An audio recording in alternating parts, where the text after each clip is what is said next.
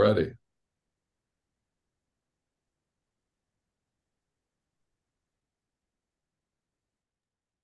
Good afternoon, and welcome to this celebration of the publication of The Ethics of Becoming a Good Teacher in conversation with Aristotle and Confucius. I'm Kieran Forde, the chair for this afternoon, joining you from the University of British Columbia, which is located on the traditional, ancestral, and unceded territory of the Musqueam people. Along with our host, Bill Pinar, I'd like to thank you for joining us today. Please note that the event is being recorded and will be uploaded to YouTube. Let me first introduce Dr. Ying Ma. Ying is currently an instructor in the Department of Educational Studies at Kwantlen Polytechnic University. Ying completed her BA at Beijing Foreign Studies University and worked as a high school teacher for 7 years in China before moving to Canada to complete her MEd and her PhD at the University of British Columbia. We're also joined by our three panelists, Brian Casemore, Associate Professor of Curriculum Studies at the George Washington State University, Claudia Eppert, Associate Professor in the Faculty of Education, University of Alberta, and Hongyu Wang, Professor in Curriculum Studies at the Oklahoma State University. A quick word about format, and then we'll get going. Over the next 20 to 30 minutes, Ying will summarize what she has achieved with her work. Next, Brian, Claudia, and Hongyu will each pose a question for a discussion of around 10 minutes. Afterwards, if there's time left at around the 60-minute mark, I'll ask if anyone else in attendance has a question. At that point, you may unmute and pose your question, or you can post it in the chat and I can read it aloud for you if you'd prefer. Until then, you might like to keep your device muted. Okay, Ying, over to you.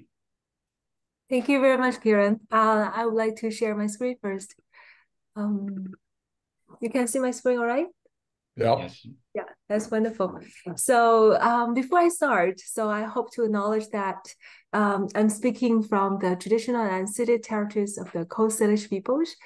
And so first of all, I hope to thank Dr. William Pinar for hosting today's book launch, and more particularly for always inspiring me and encouraging me intellectually and spiritually. And also hope to thank my mentors, David Calder and Anne Phelan, for their unwavering support and guidance throughout my PhD journey, without which this book won't be possible. And also, I'm so grateful to today's panelists, Dr. Casemore and Dr. Eppert and Dr. Wang for joining today's book launch, and to Kieran for chairing today's book launch. So thank you, everyone. And so yes, so the title of my book is called The Ethics of Becoming a Good Teacher, in conversation with Aristotle and Confucius. So first of all, I hope to share with you a story of mine. So I was born in Beijing in the 1980s. So one of my earliest memories is that I was sitting on my tiptoe, peering through my mother's classroom window in the middle school she taught for 38 years before she retired a few years ago, to watch her teaching before she would give me a bicycle ride home. And I still can remember my mother looked so animated in her classroom, but she often seemed very tired after teaching. So I was not very sure whether teaching injected energy into my mother or consumed energy. But from then on, I believed that teaching was not an easy job, but it certainly was a very mysterious one. So I found myself fascinated by this difficult and mysterious occupation.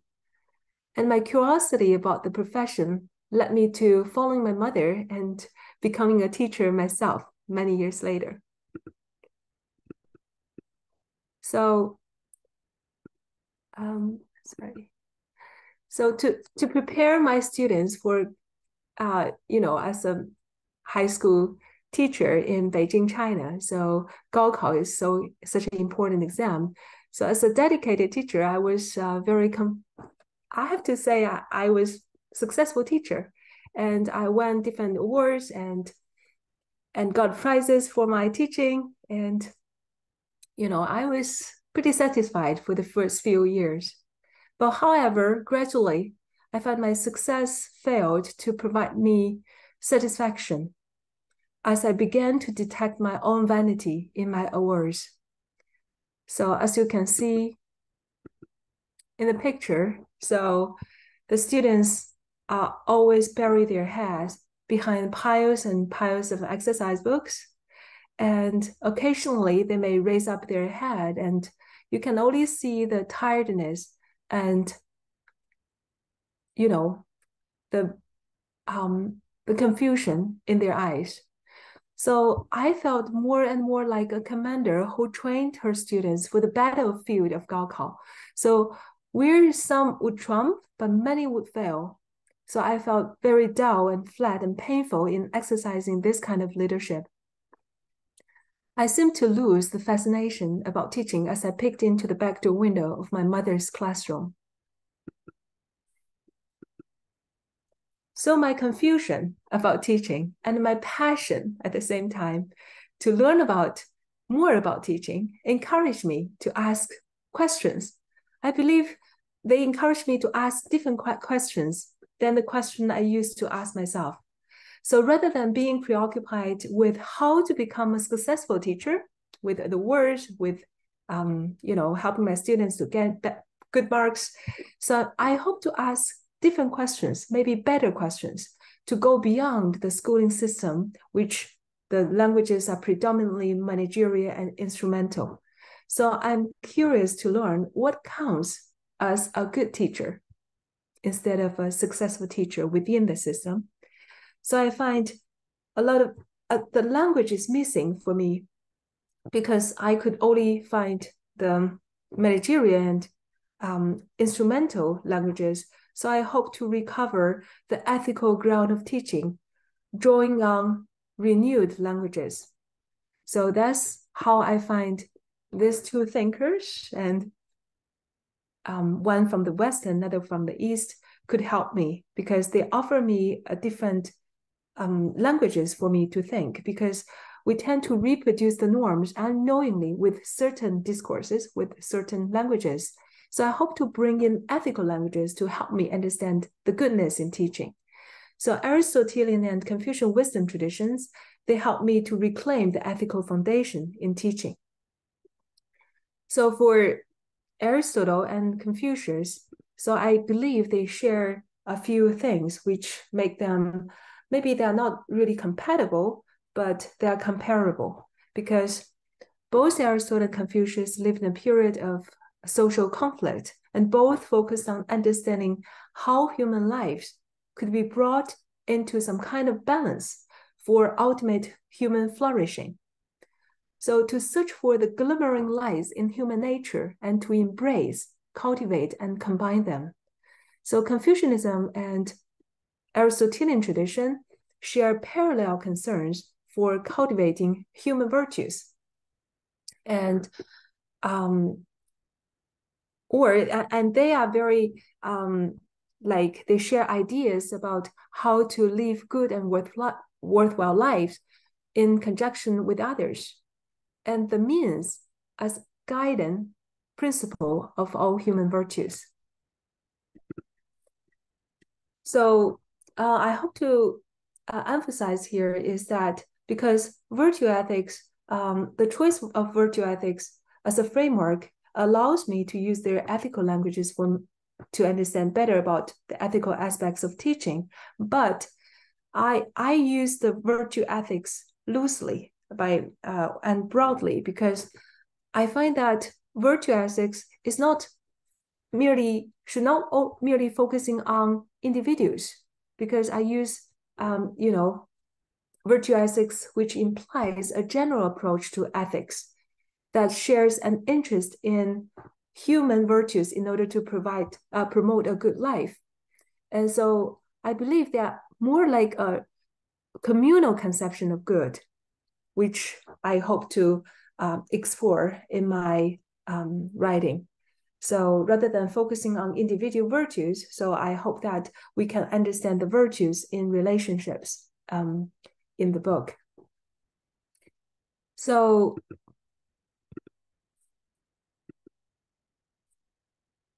generally, in my approach, I adopted an embodied dialogic approach to my writing. So I use Wu Yubi's work, and he's Confucian himself, and he kept a diary and recorded his own pursuit of Confucian sagehood as a teacher. And and my ambition is to enter a complicated conversation with Aristotle and Confucius as a teacher myself, who struggle and who devote and confess in both similar and different ways from Wu Yubi. So like him, I hope to recount my personal difficulties and struggles as a teacher. I hope to reflect on my personal experience and use it as a way to understand myself better as a teacher and become a better teacher myself. But unlike Wu Yubi, I'm not aiming at solely becoming a Confucian sage. Rather, I hope to become a good teacher, resurrecting both Aristotelian and Confucian prose of wisdom embedded in my everyday teaching. I hope that my study of these two ancient traditions might have a redemptive relation to the past and constructive bearing on the present, based on my belief that the saved fragments from the past, albeit incomplete, but still contains some truth content.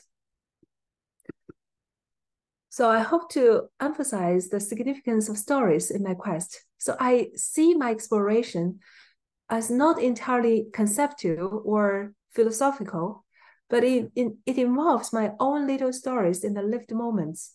So I treat the stories not merely as empirical data to be collected and analyzed, but as a reservoir of claims to significance in teaching. So ultimately, I attempt to not only build a dialogue between Aristotle and Confucius and bring them into mutual illumination, but also enter a dialogic encounter with them from my own particular stance in the world as a woman who immigrated from China to Canada, as a mother of two children who were born into a Chinese family but will grow up in a Western country, and as a daughter of a teacher who also taught in a middle school in China for almost 40 years. And most of all, as a teacher who is passionate about teaching and curious to learn what counts as a good teacher. So I hope to reclaim the ethical ground of teaching in more nuanced ways. So I listen to my own stories and enter complicated conversations with ancient voices. I may have a renewed understanding of becoming a teacher. So I need to note here that personal stories are not only personal, but also historical, cultural, political, and social. As Pinar puts it, it is I who exists in whom history, culture, and society are personified in singular form. So here are my chapters. So these chapters, rather than linearly developed, I believe these chapters echo and respond to one another in back and forth ways. So today I will introduce these chapters in a very brief way. So to introduce what each chapter is about. So for the first chapter, the moral quest of teaching. So this chapter, I mainly mentions the tension between schooling and education. So myself, I am very familiar with schooling. So instead, I spent most of my life in schools. So I could still accurately recount the daily routine of secondary school in which I worked for 7 years, picture the classroom settings and arrangement of the furniture, remember piles of exercise books. So lying on my desk and the excitement of my students when they got good marks in examinations. While these images capture daily life of schools, but I'm not sure whether all or some of any of these images are educational. So often schools, rather than being adequate and appropriate means to reach educational ends, so they tend to neglect their educational purposes, or worse, they thought education. So this chapter recognizes the tension between schooling and education. It argues that schools require new languages to reconnect facts with values to be more educational. So to discuss not only what is correct and what is efficient, but also what is good and desirable.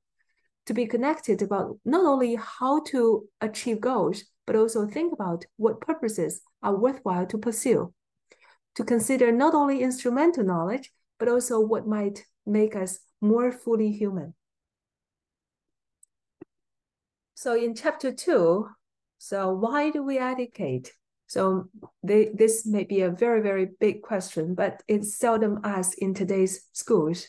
So education is a space So filled with tensions between ideals of conformity and freedom, collective and individual goods, public and private interests, which teachers and students negotiate daily. So normative questions about what constitutes educational ideals and purposes are rarely engaged and examined explicitly in schools, unfortunately. So here I hope to challenge the unexamined schooling agendas and require now about what counts as living well in terms of Aristotelian eudaimonia and Tao. So Aristotle's eudaimonia is translated into happiness. So Aristotle describes eudaimonia as an ultimate end of human beings that is achieved by the acquisition and exercise of important excellences or virtues. I believe that for Aristotle, a life of eudaimonia is embedded in practicing virtue, and people need partners and others to learn about and practice virtues. So people are always in relationships. So Tao, which appears about 100 times in Confucian Analects, is of great importance to understand Confucius' thinking. So Tao literally means the way or the path. And Confucius' fundamental attempt is to wake people up and bring them back to the correct Tao or correct path. So I believe that Tao is closely related to human life, and the essence of Tao lies in the pursuit of human virtue. I understand Tao as a verb rather than a static and absolute principle, and involves an ongoing pursuit of how we could live in changeable and unpredictable circumstances. So like Aristotle's eudaimonia, Tao aims at virtue's ends and is rooted in human beings and their co-creative relationships and partnerships. So pursuing eudaimonia and Tao is not only about the procedural routinization or installation of pre-programmed metrics, but about to search for and creation of meaning in human life. So both eudaimonia and Tao are dynamic and need to be interpreted in each unique human life. So for chapter 3, what do we educate? So I draw on my mother's learning to teach stories during the Cultural Revolution, an era of not only reduced material circumstances, but also of political monologue and hegemony. So due to the scarce resources, many teachers, like my mother, didn't have access to formal teacher education programs, and her subsequent success, therefore, cannot be attributed to the skills she learned in any formal program. The introduction of any advanced teaching technology, or even her mastery of subject knowledge. So I wonder, then what indeed helped my mom to become a very loved and respected teacher? So I hope to bring her experiences nearer and dig for hidden treasures in her stories. So in this chapter, I hope to investigate how educational teaching involves filling the pebbles. That is, to pay attention to particular student and particular other people and helping them to lead good and worthwhile lives. So good teachers are constantly negotiating the links between the particular and the general to make ethical judgments by attending to and discerning the unique particulars and the particular people and particular context in the guiding generals of eudaimonia and Tao. So this chapter also tries to complicate phronesis with philia, which means phronesis means practical wisdom, philia means friendship. So I hope to situate the virtue in relationships, and together with Ren, and Ren for Confucius means humanness, humanity, benevolence. So depending on the modern translation. So I hope to using these ideas to understand better educational relationships as well, and their significance in educational teaching. So in chapter 4, how do we teach? So in this chapter, I hope to engage with the how question with the awareness that how is always implicated and informed by why and what. So this chapter recounts my learning to teach stories against the background of teacher education in both China and Canada. So not satisfied with the classic articulation of distinctions between practical virtues of techne and phronesis, and Joseph then attempts to recover experiential ground for techne. Techne could be translated as technique or skills. So he believes that we need to recover the experiential ground for the skills, and in order to connect the experiential ground with the skills we hope to use. So Confucius, unlike Aristotle, he has no general theory of making or producing. So he is interested in how various artistic activities could promote virtue. So like he once said, draw inspiration from the poems, study our course with a ritual, and find your fulfillment in music.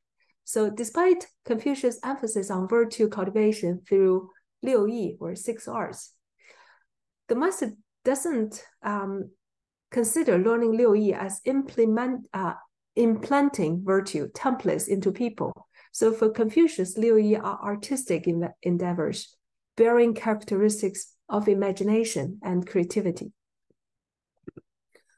So in chapter 5, I begins by understanding a good teacher as a teacher with ethical integrity in Confucian and Aristotelian languages. So a teacher of ethical integrity cultivates excellences, fulfills desirable roles, and lives up to ideals of teaching, which involves much more than employment status or a teacher's competency. So this chapter continues to imagine the possible virtues and roles that a teacher with ethical integrity might subsequently fulfill.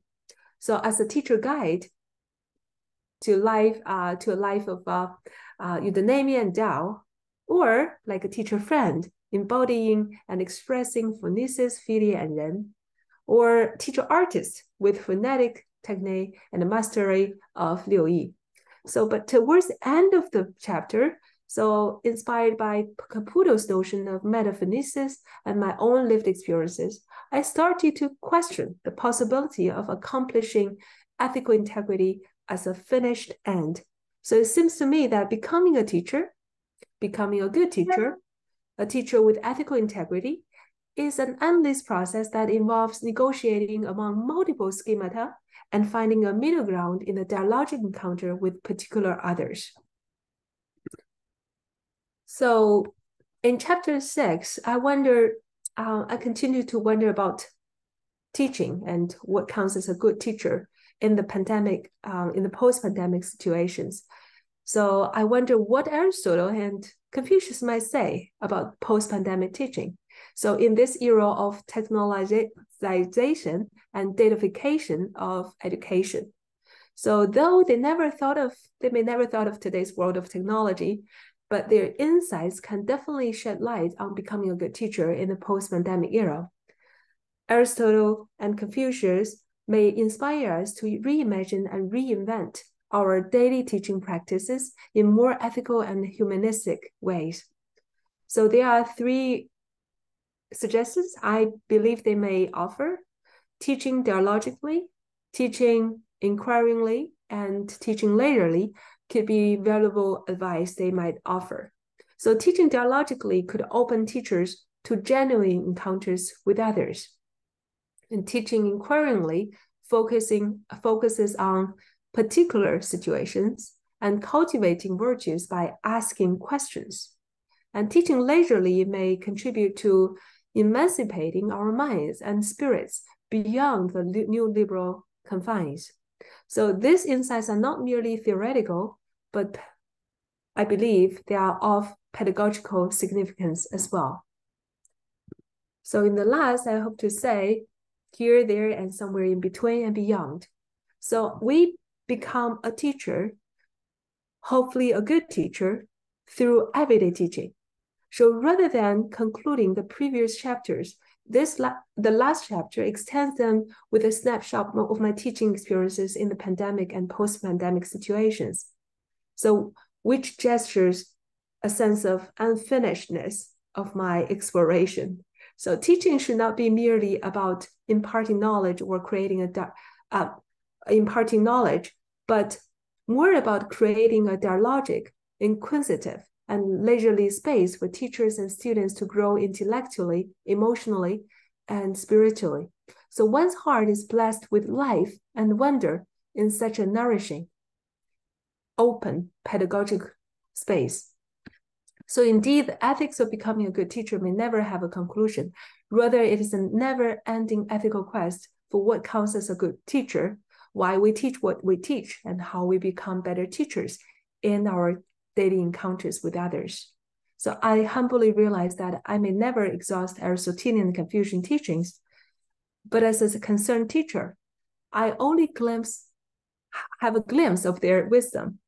I hope to enter a dialogue with them and hope to reactivate their historical voices in my daily teaching practices. So realizing that we are beings in history who need to remember and reactivate the invaluable past voices, quoting Pinar here, especially important in today's world, where the presentism and narcissism are interrelated and intensified by technology. So, however, I won't settle myself with Aristotelian and Confucian traditions. I realize their limitations and challenge them with questions about telos, freedom, equality, impotentiality, etc. So, and I hope to go beyond any fixated frameworks that may define me as a teacher. So despite my efforts, my search for the ethics of becoming a good teacher remains haunted by a sense of whole without completeness, a conception of good without closure, and aspiration without achievement. So thank you so very much for listening.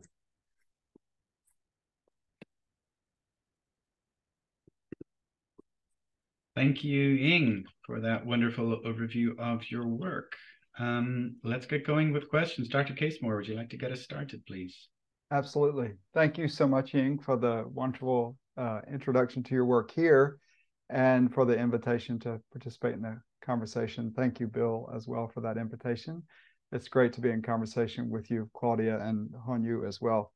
Ying, I read your book with great interest, and I had sort of moments of excitement where I felt certain I was going to pose a question about something in chapter 2, chapter 3. I've quite taken with the narrative content about your mother, and so I appreciated hearing about that in the introduction here. But I landed on chapter 4, as you know, as the place where I really wanted to pose a question. I'll say about your introduction that your reflection on the way narrative is functioning in your work was really compelling. I appreciated hearing that. I experienced those narrative moments in your text as having a kind of initiating a centrifugal outward movement. So we get this initial experience of them, and then they move outward through the philosophical engagement, and then they necessitate returns to that autobiographical act. And so I so appreciate that work and the additional reflection you shared with us today. So I'm going to share my screen so that I can, I've selected 2 passages to put them in juxtaposition. I felt that that was necessary to highlight both your conceptual work and your autobiographical work. Again, this is about chapter 4. If it's okay with everyone, I will read. Can everyone see the posting here? Okay. So Ying, in chapter 4, you seek to recover a sense of techne that is oriented to experience, humanity, or we might say humanness, and the pursuit of the good. To do so, you elaborate an interconnection between techne and phronesis in the work of teaching. And you describe teaching as a process of making that includes, quoting you, a subtle responsiveness and flexible attunement to the general and the particular. So this is the first passage that is necessary for my question. So phonetic technique helps reconceptualize teaching as an artistic endeavor whose process attends carefully to the texture of the particular material and brings out its goodness in the making and shaping process. Teachers with phonetic technique would not just tolerate the inevitable shortcomings of skills and techniques to achieve their goals, but would regard these failures, I'm emphasizing, as opportunities for them to be addressed by the particulars and raise better questions. I have come to the realization that my confusion and frustrations about my reliance on teaching methods can be a door to open my understanding of technique to a connected and dialogic phonetic technique.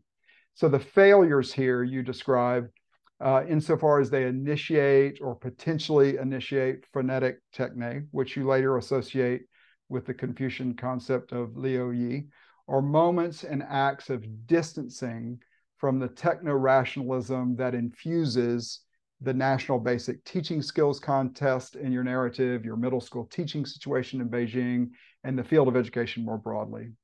So as you know, this involves confusion and frustration. And so I'm interested in that emotional tumult. Earlier in the text, you characterize these moments of failure in their emotional intensity and complexity, symbolizing the shifting emotional situation quite poetically with reference to the magnesium lights of the contest in your classroom. I think this is quite remarkable writing. You say, I was enthusiastic about the skills training I received in pre and in-service teacher education programs. Yet as a young teacher, I often had conflicting feelings.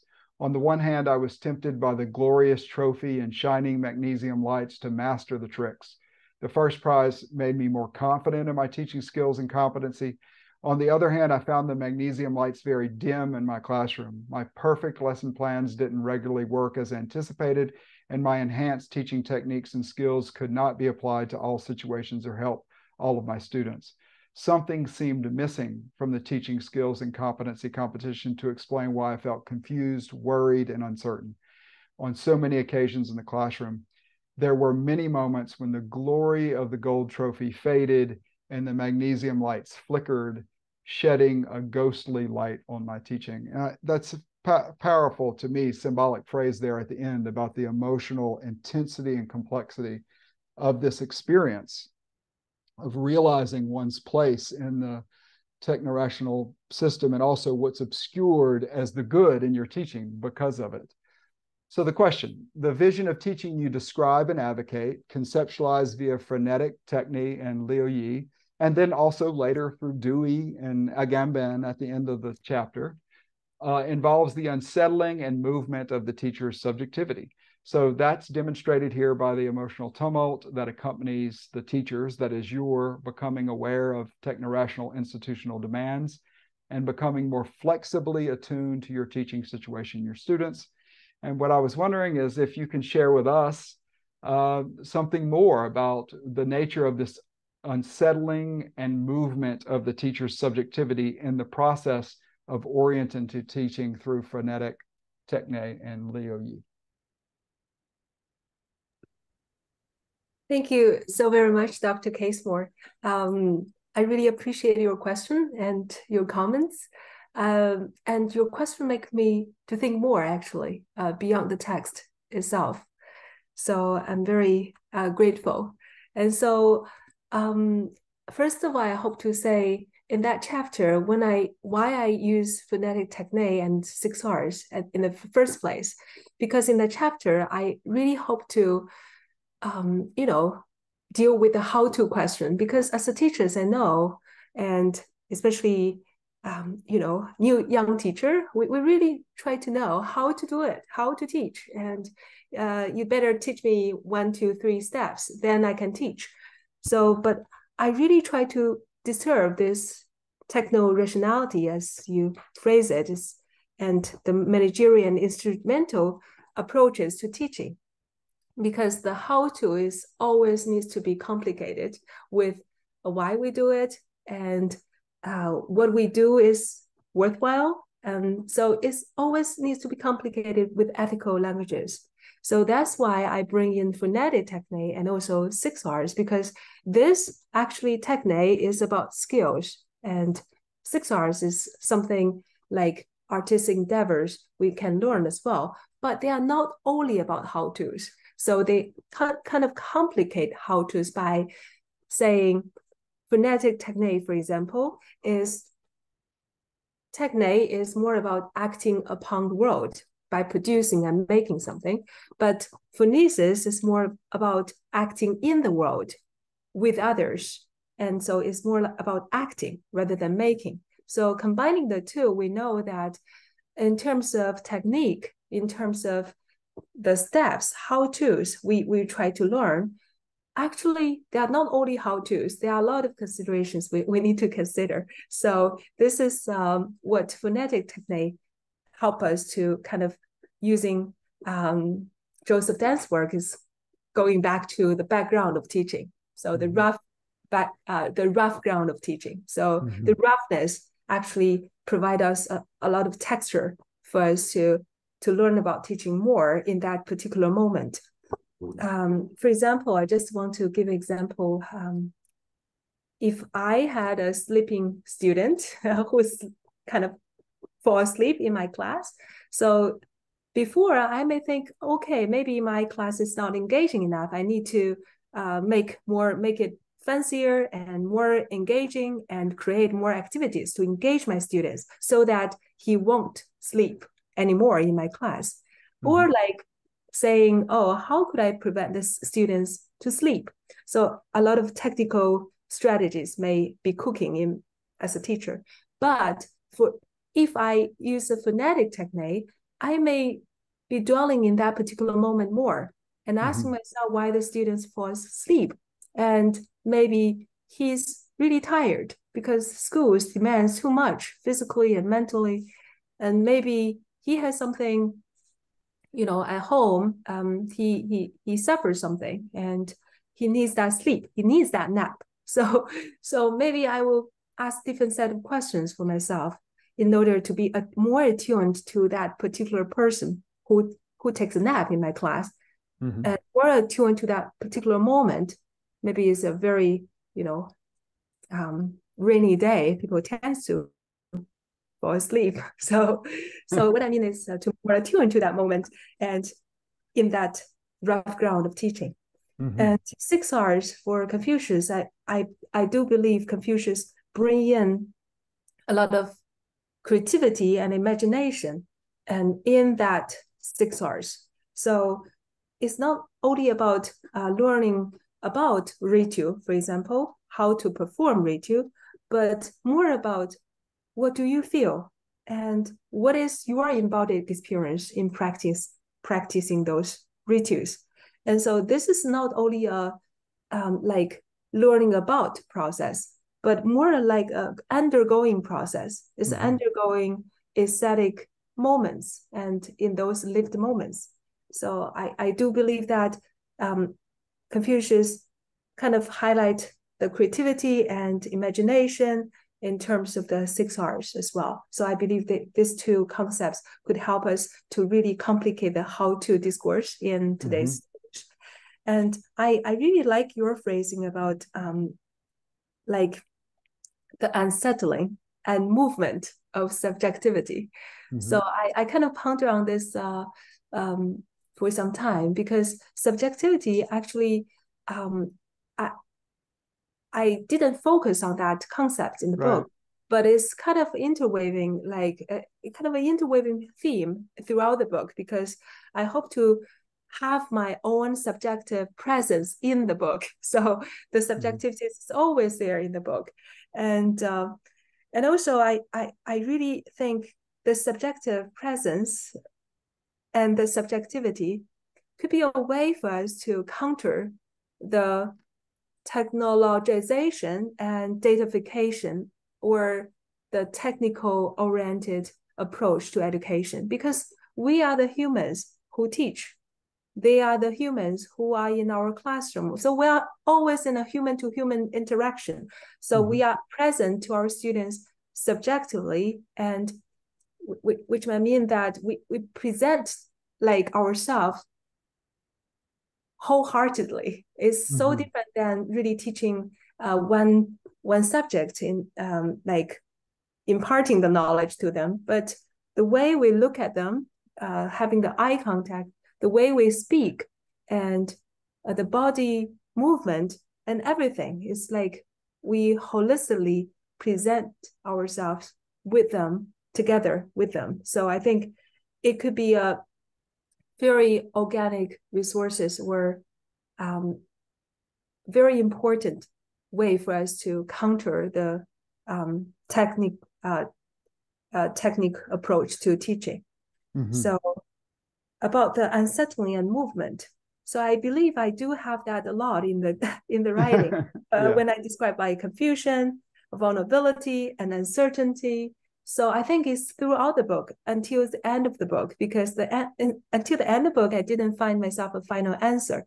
So, but I do believe these are very important resources for me to learn more about teaching, to get a better understanding, because these moments of confusion ask me to continue to ask questions. And so this, I believe, really create a kind of a non-coincident space, quoting Pinar's word, with what is expected me to do. Because as a teacher, we are expected to teach the students for better marks. So which is like a kind of a prescription for teachers already.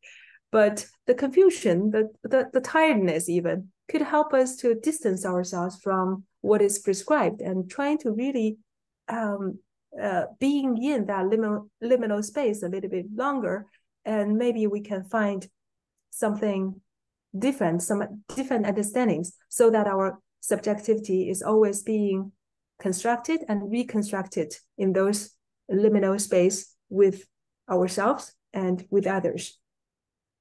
So yes, this is my response. It's a wonderful response. Thank you so much. I look forward to another time when we have more time to continue the conversation. It's really, really, really insightful account of the deep significance of your work. So thank you, Ying. Thank you so very much, Dr. Casemore. Yes, thank you, Brian. Over to Dr. Eppert. You're muted. Thank you. And Kieran, could you remind me, are we going for an hour or? As close to as possible. So you have your full 10 minutes till to go. You're good. All right. You know, I first discovered Aristotle and Confucius under my pillow when I was about 13 or 14 or 15 years old. My father would go to conferences, and he'd get home really late at night, and he would put a book under my pillow. And so one year I woke up to the Analytics, and another year I woke up to the Pocket Aristotle, which I still have. And in it, I have my father's comment. My father passed away a couple of years ago. And he writes, Claudia, it seems to be that all great thinking begins with questions. See page 50. So those are my first introductions to Confucius and Aristotle.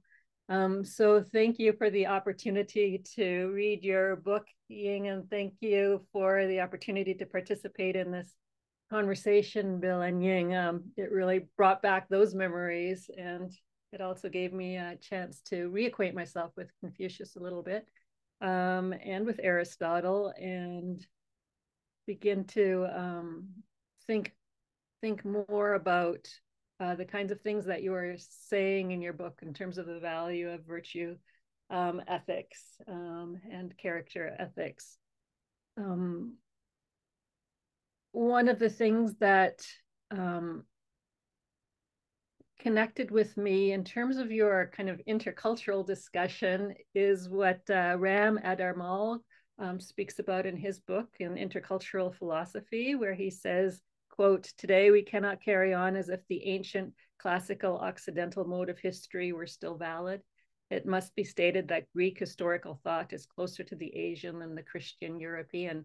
And I think in your book, some ways you're reflecting that, you're illustrating that. And I think you do that really wonderfully. And what I really appreciate in your book, among a number of things, is that you navigate the intercultural curriculum philosophy of education so with such subtlety.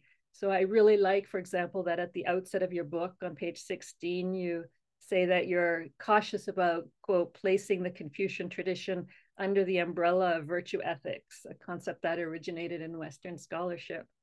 And I like also that you, even though you're comparing and contrasting and drawing from, learning from, you also cite scholars who point to the incommensurability of Confucian and Aristotelian virtues. And you reference, very importantly, Engel and Slow to note the asymmetry between both of the traditions. And with reference to Fang and Hugh, you draw attention to the awareness that the very concept of philosophy is derived from ancient Greek discourse, and the expression of Chinese philosophy only appeared in the early 20th century, and I'm quoting you here. You also therefore very carefully state that you don't want to thus subsume Confucianism under virtue ethics in its strict sense as stemming from Greek philosophy, but rather reference the term virtue ethics more generally to refer to the promotion of a good life, as you pointed out. So the way that you do this is wonderful, very subtle, pointing out these cautions and proceeding therewith. So I thought that was wonderful, and it makes my intercultural reading of your work delightful as well as insightful. So in terms of what my question or my reading, I tend to land on certain things always. And recently I've been experiencing from my teaching of undergraduate students who've been out in their practicum, I've been hearing stories about some of the struggles they've been facing as women teachers, specifically as women teachers. And so it's sort of against, in that light, that I've been reading your book mostly. And I really value, as Brian noted too, about your writing of your mother's experiences, and also your own experiences as a woman and a daughter and a mother yourself. And also about your desire to, quote, to challenge and counter the deeply entrenched patriarchal culture of Aristotle and Confucius era, unquote. So, you point out very well in your book how Aristotle in his Politics speaks about women, and how Confucius in his Analects writes that women and people of low birth are very hard to deal with. In my translation, it says low birth. In yours, it's little men. So I don't know which is correct, but either way, in that case, in reading this, I'm reminded of Karen Armstrong's observation in her book titled The History of God, that the axial age globally, quote, saw a decline in the status of women and the female, part of which she attributes to the rise of cities. So thinking about things in light of students' experiences as women, I've also been interested in feminist ethics of care, and also in terms of resistance. And reading your book, I was thinking about a comic book that I had read a long, long time ago, a subversive comic book by Roberta Gregory. And the comic book is called Naughty Bits. And the main character, Midge McCracken, she describes herself as bitchy bitch. And she's having none of anything. She's very much engaged in acts of resistance, is unabashedly angry, defies narrow social norms and ideals. And I couldn't help but read and wonder and think about what Aristotle and Confucius might say to bitchy bitch. And then I sort of wanted to turn that on its head too. And I thought to myself, well, what would virtue ethics need to teach Aristotle and Confucius about, such that they could read this comic book and engage this comic book and the character with respect and consideration. So one way I was thinking about resistance, and another way I'm thinking about care. In my reading of your text, care kept coming up throughout as a kind of theme, even though it's not explicitly discussed, but it definitely permeates throughout. So I'm going to share my question here with you. let me see.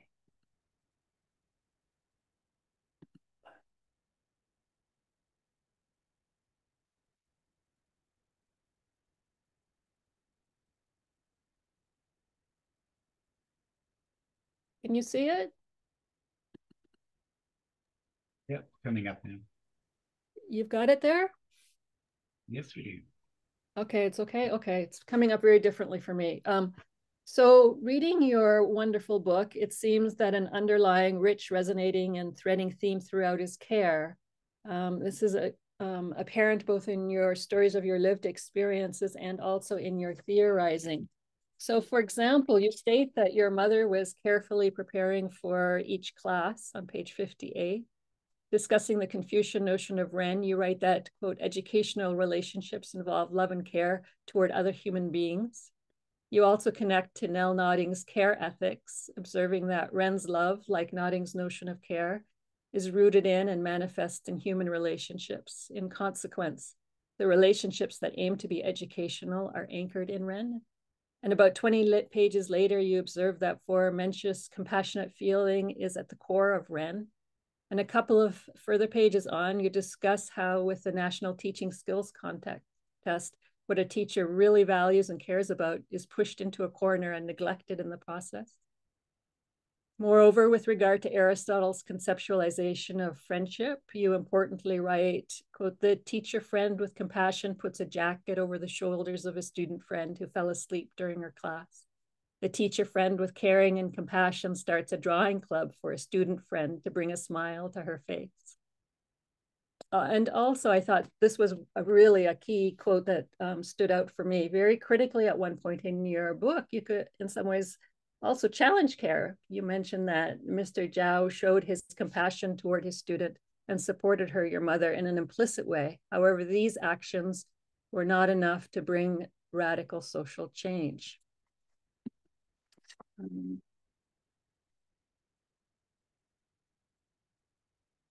So care and compassion, as we see, seems to permeate throughout your writing and thought. And in some ways, I wonder if an alternate title for your book or a title for a second book could be The Ethics of Becoming a Caring Teacher. And my question is, might you share a few thoughts you have regarding your thoughts on care in the book? What would you like us to learn about care?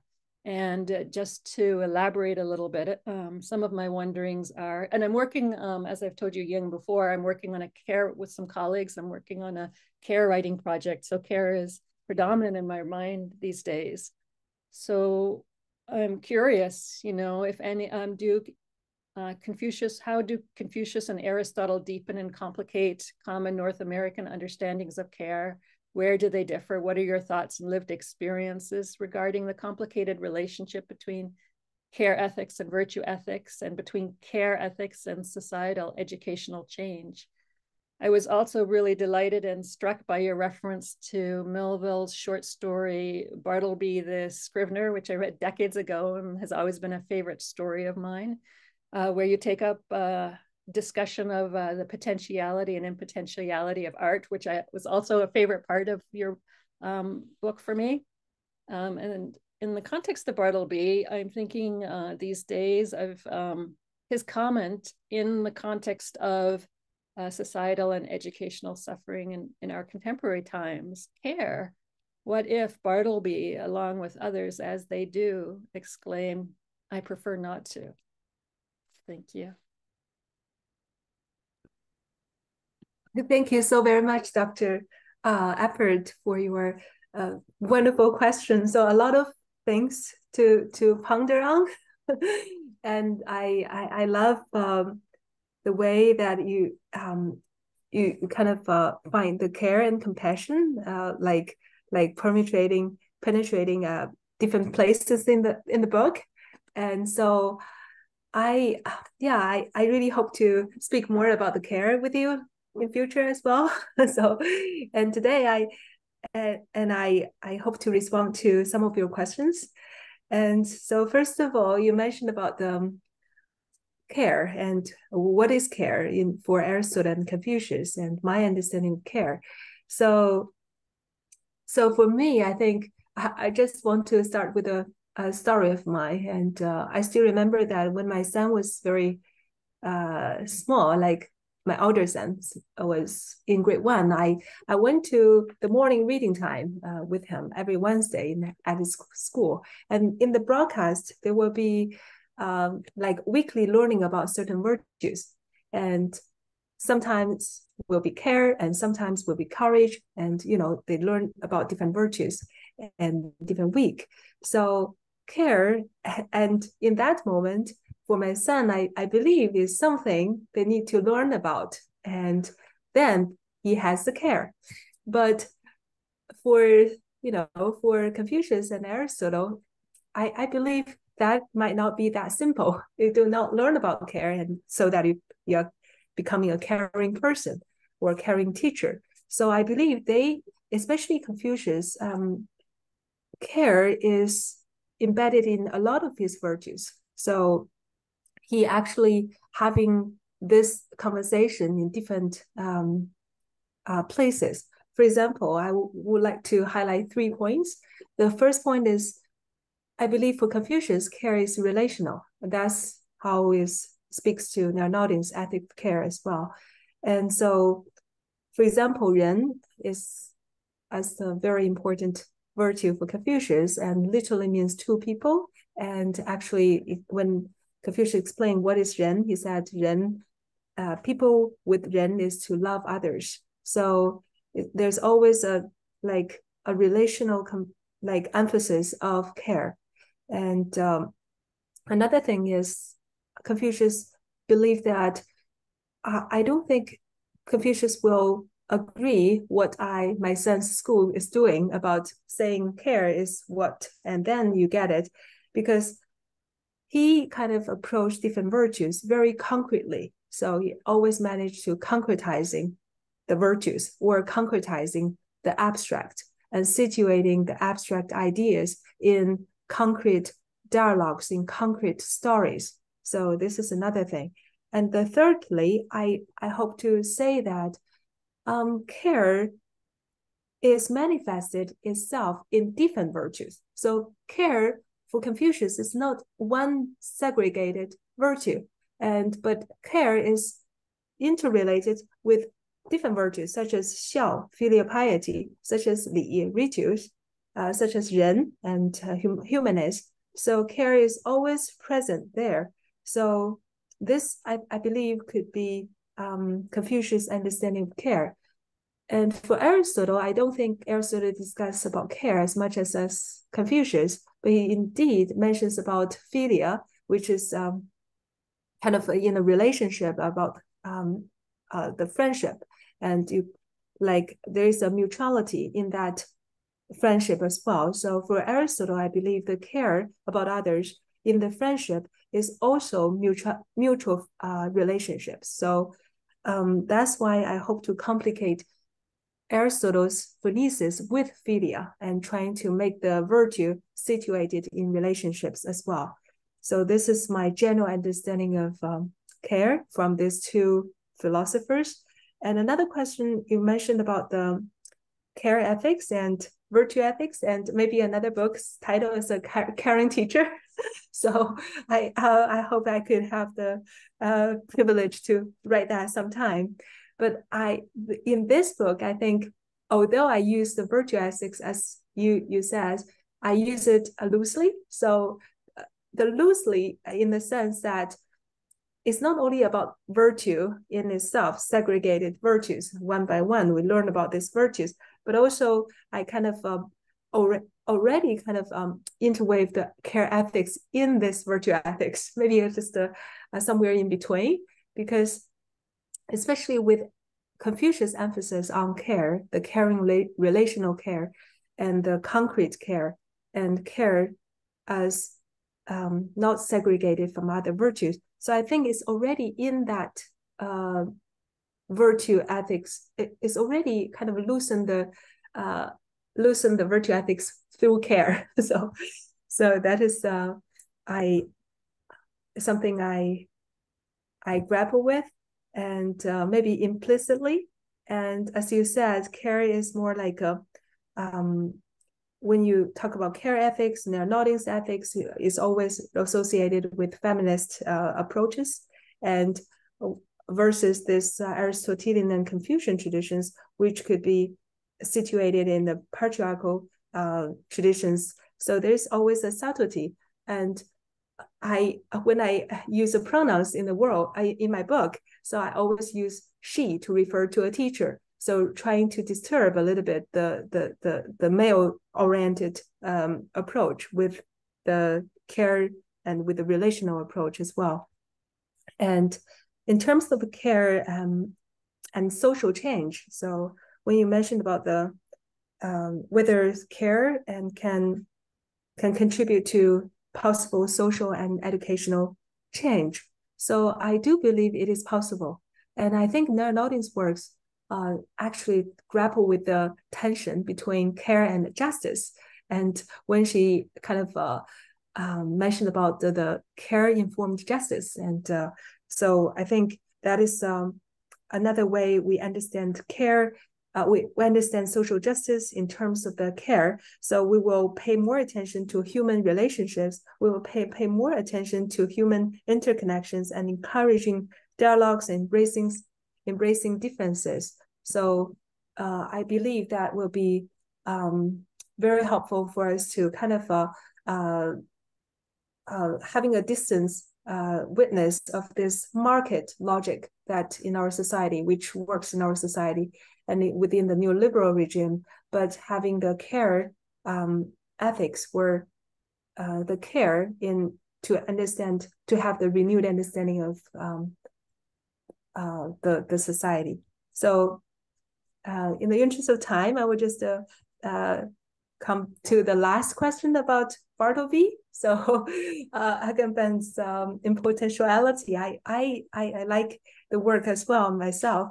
And I believe when Bartleby said, I prefer not to, it doesn't only show his indifference, but also it shows his dwelling in the space of not trying to actualizing what he is supposed to do. So I prefer not to. It's kind of holding on to that space and not trying to actualizing in future. So I think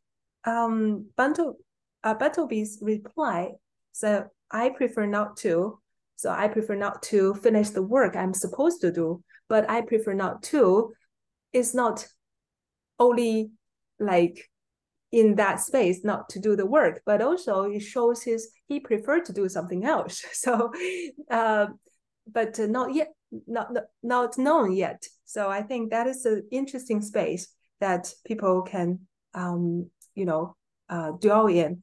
And I'm thinking of one of the Chinese slang in today's world is called 躺平, which means that lying flat, doing nothing. So I believe doing nothing, lying flat, and it's not like only passive or only indifferent, but it shows a resistance as well, like what you mentioned at the beginning. So it is kind of a resistance against what is prescribed, what is demanded of them to do. So when we talk about I prefer not to, maybe we will talk about I prefer not to do what? I prefer not to care. I prefer not to care about what, for what reasons, about whom. So maybe those little questions could help us to understand better, and there could be possibilities to resist in different, maybe creative ways. So thank you so much for the question. Lovely, Ying. Thank you. And we'll have coffee sometime and talk more. Thank you very much. Lovely. Thank you, Claudia. And Dr. Wang, your questions. You'll need to unmute too.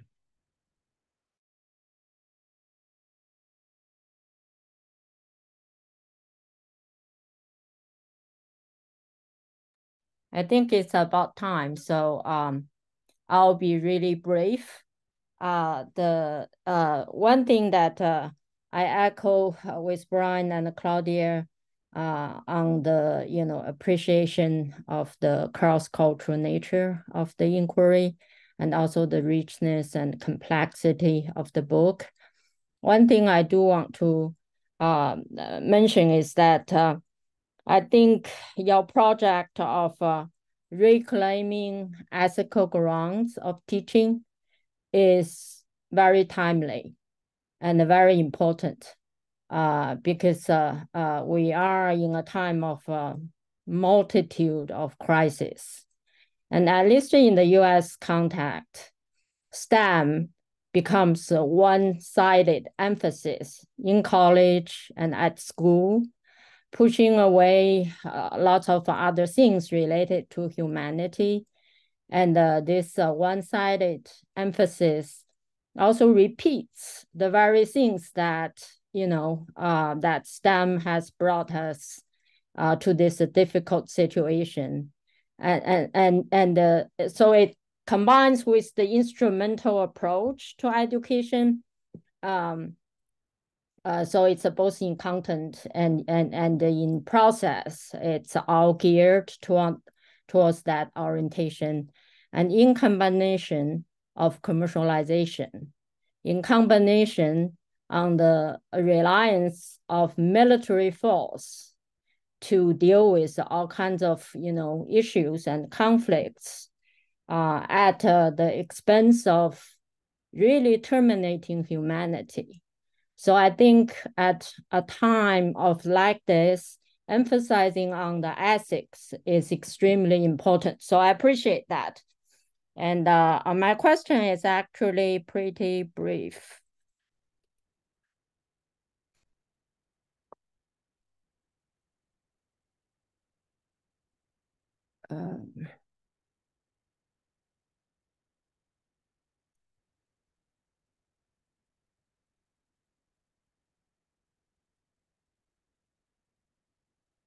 This is a quote from your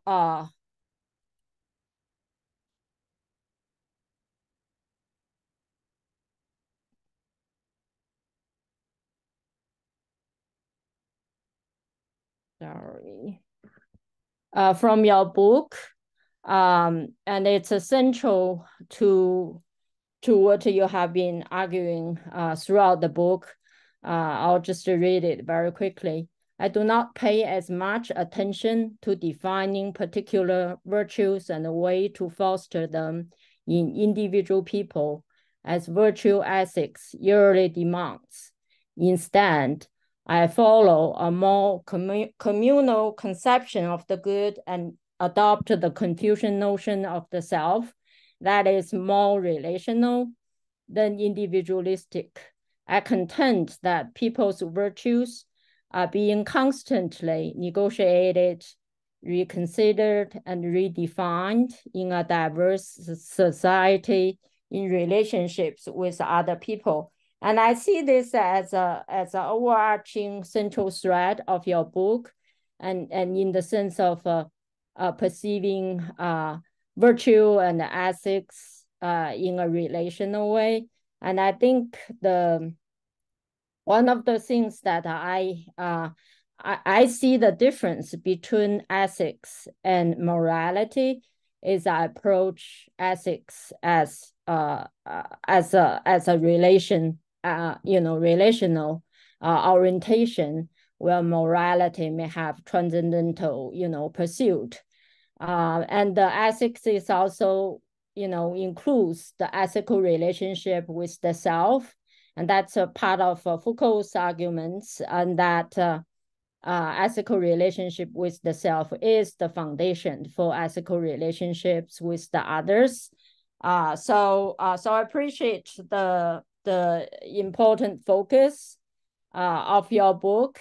And I also really appreciate some of the virtually all the stories that you have told in the book, and how you recursively going back to those stories. It's actually intergenerational stories to rethink and contemplate what it means to be a good teacher. So my question is just to add a little bit of, because you all have already discussed it through the book, but I think you have really beautifully portrayed the relational nature of virtues between teacher and students, especially in those stories. And I kind of want to hear a little bit more about other aspects of ethical relations in pedagogy. As the teachers, students negotiate, reconsider, and redefine virtues in their relationships, they also interact with tests and social contexts in and out of the classroom. What do you think about the process of a teacher-student relating to social and cultural norms externally and with themselves internally, especially thinking about the teacher's emotional life, as their authorities are or seem to be challenged by students, and that sense of a challenge really appears in some of your stories as you tell. So just to add, I would like to hear a little bit about your thoughts on that. Thank you so much, Dr. Wang, for your comments and the question. I think, pedagogically, I think I really believe that the virtues and renegotiating the virtues and redefining the virtues happened pedagogically. So as you beautifully captured that, and which one part is between the student and teachers. So in terms of that, as in throughout the book, I kind of emphasize on the virtue of listening. So I believe listening to one another, and it's very important for them to renegotiate the virtues, like Plenty Coop's book, Radical Hope, Ethics in the Cultural Devastation. And he mentioned about the Plenty Coops and the Crow people's had. And when the Crow people were pushed into the reserve and they couldn't live the life they used to live. So they kind of having the virtue of chickadee, and chickadee is a good listener. So they listen to one another and they manage to redefine what counts as courage. So I really believe the listening to one another, being open to one another is very important pedagogically for the students and teachers to redefine their virtues. And in terms of your question, I think this is really important question, especially today, as you mentioned. What is the, in terms of the external relationships with the social and cultural norms, and also internally with oneself.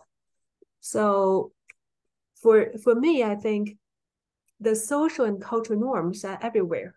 So like Henry Giroux, he once said, power in its worst is invisible. So sometimes we cannot see them. And so if we cannot see them, it's really hard to redefine and renegotiate them and finding our own voices. What we can do is only to obey and to follow, and without maybe being aware even. So I think it's very important if we really try to cultivate the agency, try to cultivate the, try to empower people to understand virtues, to redefine the virtues according to their own situations, circumstances. We need to encourage people to ask questions. So questioning what is going on in the society, what is going on in the world, and the willingness to have dialogues with people. So the willingness to have dialogues with people within their community and beyond their community. So for myself, coming from China to Canada, so this like shift is not only geological, but cultural and social as well. So I really believe this interspace really helped me to open up myself to different understandings of what counts as good, what counts as a good human life. So I think it's asking questions and having dialogues, and also having the courage to take risks. Because in terms of the social and cultural norms, and we tend to feel we are ourselves are very small, ourselves kind of having a no say or little say about what is good. But I really hope that we can have this courage to take risks, to really question what is going on and challenge what is going on, and make the small sparks of our own understandings kind of radiant and linger a little bit longer or farther. So I do believe it is through interconnectivity and through dialogues with other people, so the little sparks could becoming a bigger fire. So that is the way for me. I think it's like asking questions and having dialogues and having the courage to take risks. And the last one is when you mentioned about within oneself. So I think as teachers, indeed, we are kind of emotionally challenged and sometimes even frustrated by a lot of things. And so I think it's very important for us to cultivate a spaciousness in our inner space, to help us to the inner space to enlarge it and to make it more spacious, to accommodate more differences. And even when I talk about the difficult feelings that I have, if I brush them off and say, oh, that's no good, and I have to stick to whatever I was supposed to do, I lose opportunities to understand the world differently. So I think if we can have a broad, more spaciousness in our inner world, we can be more relaxed and having the easy feeling. Like in the last chapter, I mentioned about teaching leisurely. So teaching leisurely is an attitude. It's rather than enjoying some entertainment, but it's an attitude of slowing down. It's a gesture of slowing down and contemplate and being relaxed, so that we can cultivate or nurturing our spacious inner life, and so that we can create and recreate our teaching. So that is my response. Thank you so very much, Dr. Wang. Thank you. That's wonderful.